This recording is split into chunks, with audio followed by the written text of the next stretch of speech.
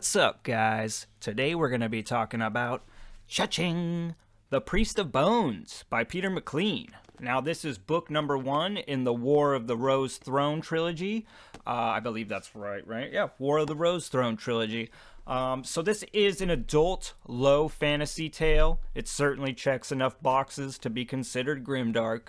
And it's a story about men and women coming home from war to their hometown, only to find that it's not really in the same state as they left it. Let's get into it. So the story is told through first person through our main character, Thomas Piety. Now, he is a priest, he is a soldier, he's a veteran of this War of Avignon. Now, the War of Avignon is basically the war that just happened, and all our soldiers are on their way home. And now Thomas basically leads a group of men and women, and they're on their way home to Ellenburg, which is Thomas's hometown. But on the way there, they make a stop. Now, this is basically just right out the gate, and Peter McLean certainly sets a tone for the reader straight out the gate. Essentially, what happens is Thomas and his crew, they roll into this tavern, they kick the owner out, and then they start just basically drinking and just, trying to relieve themselves in whatever shape or form. And this consists of 2 of Thomas's crew taking the tavern owner's daughter upstairs to rape her. Now, this is where we get to see something, because Thomas Piety stops this from happening, and it's what basically plays out is kind of like a deadly dick measuring contest, really. But as a reader, we are beginning to see, this is, like I said, Peter McLean sets a tone, because right out the gate, what we're seeing is, yes, like our crew is pretty ragtag, but our leader obviously has rules, he has standards, and he expects his men to follow his rules. And he's willing to kill them to basically enforce these standards. And this could get lost really quick, just as, being seen as just straight up violence.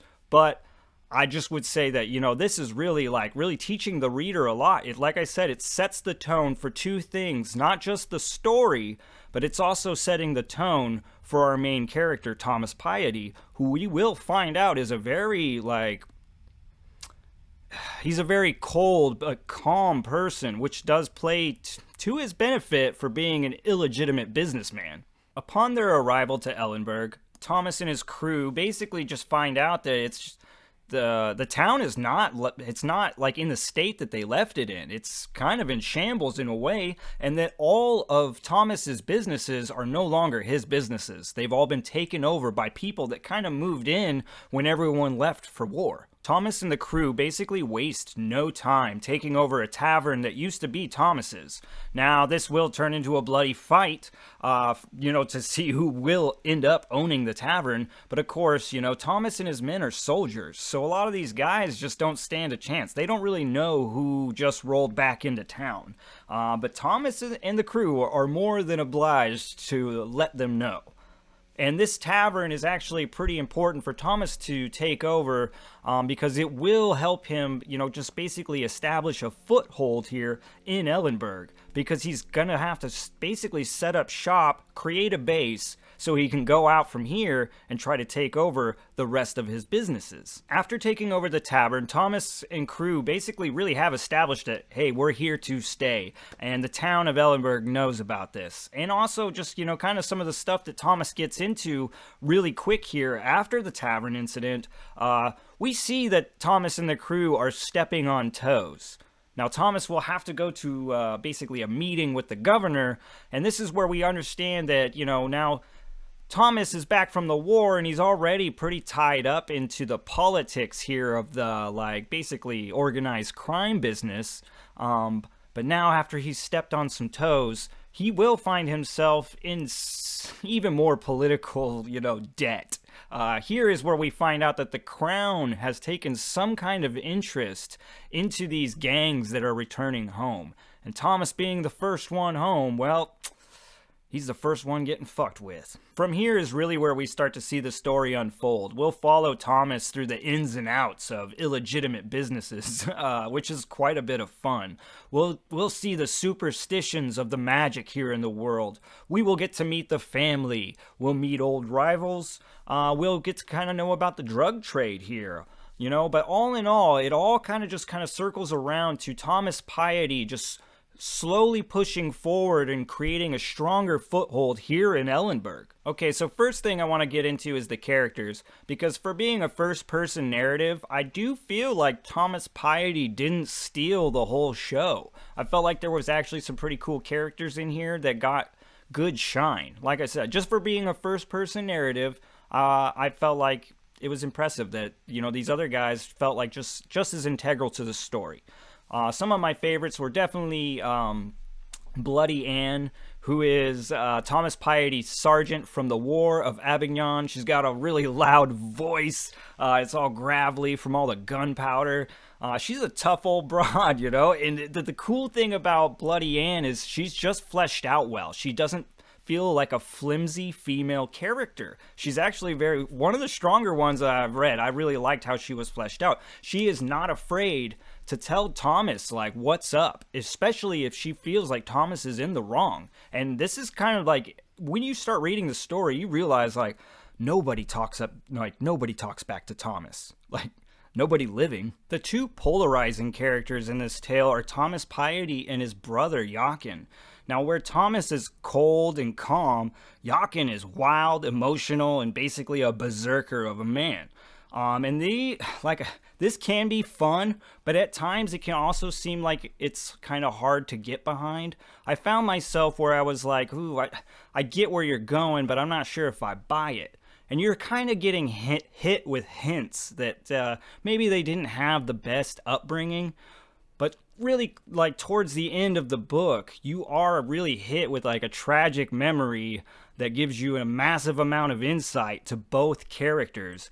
And their polarizing, like, behaviors and attitudes make all the sense in the world.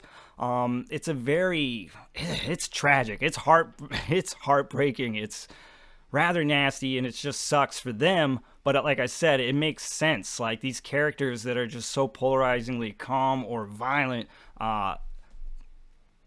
they've got all the right to be. The last character I want to talk about, and there are a lot of characters in here, guys. It's a pretty colorful crew, but I want to talk about Billy the Boy, because this is the character that will kind of like usher in a little bits of like the magic here in the story. He's a young boy, and he kind of comes off as super creepy. There's a lot of superstitions around magic in this world, and people don't really understand Billy, and even the people that kind of understand magic don't really understand Billy. And I just feel like this character was really well done. If like, he was trying to freak out the reader, because I got freaked out reading Billy's parts. Like, he's just disturbed almost, but it's not like he's this like outwardly violent. He's not cruel. He's too calm in certain situations that it's just like unsettling. But that's a good thing, right? Like, I really liked that about this character. It's just like, man, once you really start to dig into Billy the Boy and start to understand his power, it's terrifying, especially how calm he is about it all. Next, I want to talk about the world and the magic.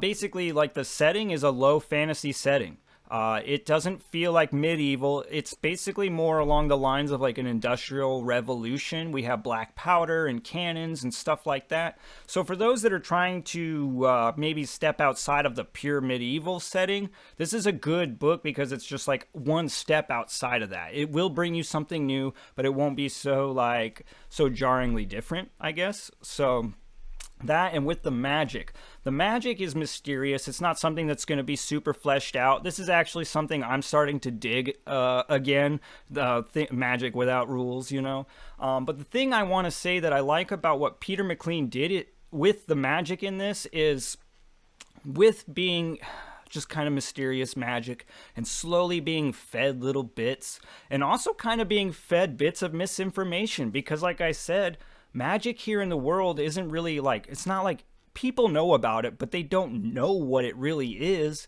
So most people's concepts of magic are superstitions or stuff like that. So when you kind of like are slowly getting hit with little bits of magic, it's kind of neat. You're slowly learning. And then all of a sudden, when the magic appears in the story, it's like, bam, it hits. The story pops. It's so cool.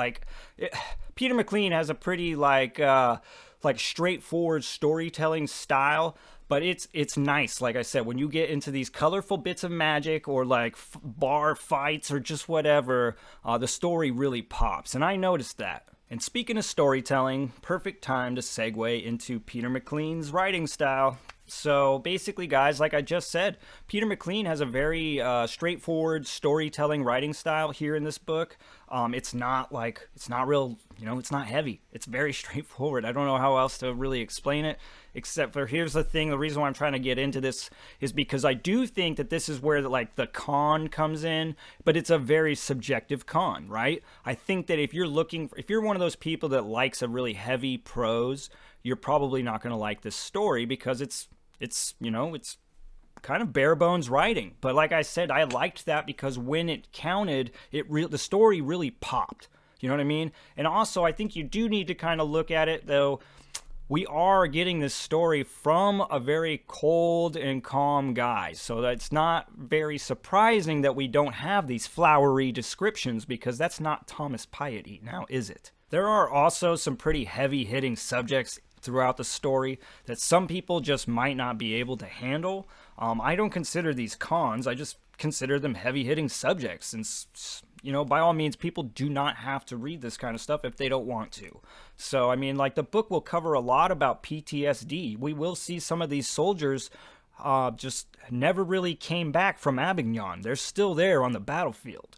As well as this is the one I imagine most people won't be able to really get behind, and it's the sexual and just physical abuse of children. Like I said, when we really get to see why some of our characters are broken in the way they are. These are very heavy hitting moments, and they might just be too much for some people. Now, as far as my 2 cents for the slow and the struggling, guys, this one is really constructed for you.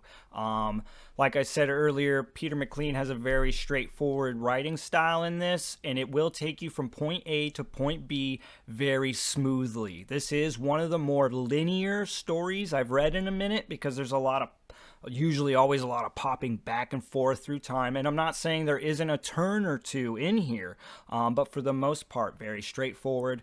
Not only that, it's also the chapters are fairly short as well. So for slow readers, something that you could easily pick up, get through a chapter, and if you needed to put it down, something you can easily pick up and put down. Just like I said, this thing's really, like, when I was reading it, I was like, this is for my people for sure.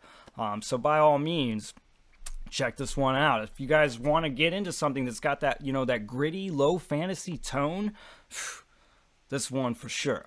Now, as always, thanks for spending some time down here at the channel. And to Peter McLean, big old thumbs up, buddy. I really enjoyed this one. I'm interested in getting into the next one. I do believe this is a trilogy. Also, I hope that I'm getting your name right. Peter McLean, I think is how we pronounce it.